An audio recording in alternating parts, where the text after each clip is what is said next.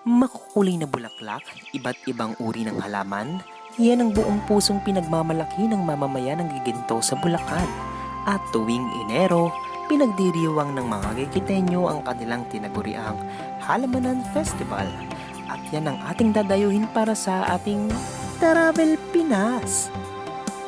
At ngayon, inaganap ang unang araw ng Halamanan Festival dito sa Giginto, Bulacan. Halika, silipin natin.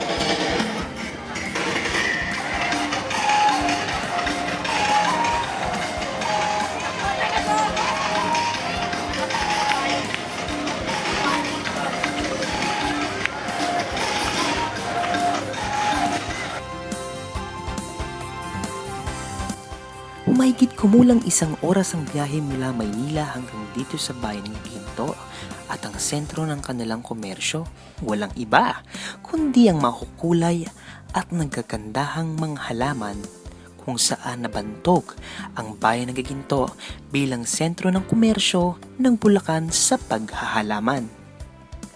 At ngayon, tinarayo ang Giginto hindi lamang sa kanilang makukulay at naggagandahang mga halaman, kundi pati na rin sa kanilang tunay na kakaindak at natatanging pagdiriwang na talaga nga namang makukulay at kaiga-igaya sa mata ng mga taong manonood.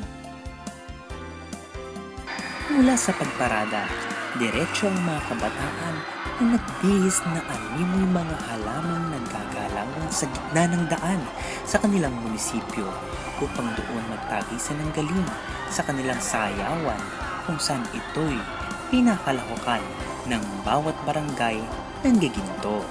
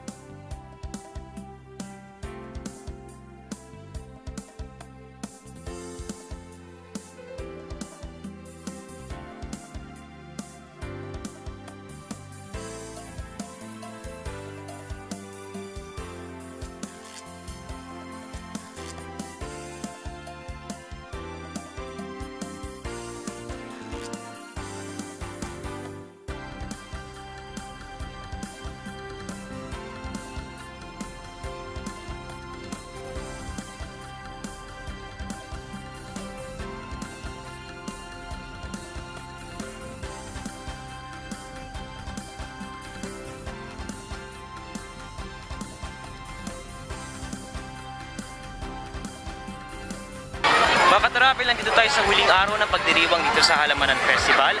At ngayon, gaganapin ang kanilang float parade. At itong daanan na ito, dito daraan ang mga float ng Giginto.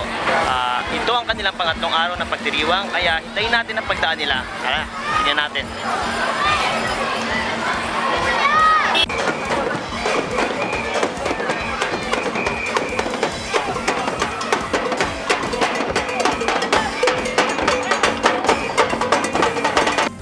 At hindi lang sayawan at indakan ang makikita dito sa Halamanan Festival. Nariyan din ang pagandaan ng float ng bawat barangay na talaga nga namang pinaghandaan at ginastusan ng bawat barangay ng Giginto.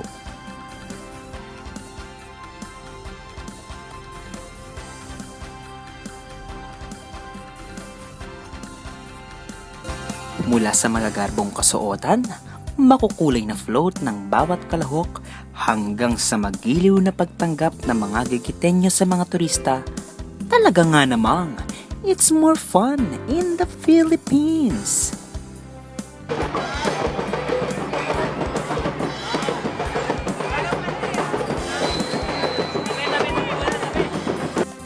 Hanggang sa susunod na pagtuklas natin ng iba't ibang gimikan, pasyalan at yaman ng ating bayan, Kenneth Balboa, Travel Pinas.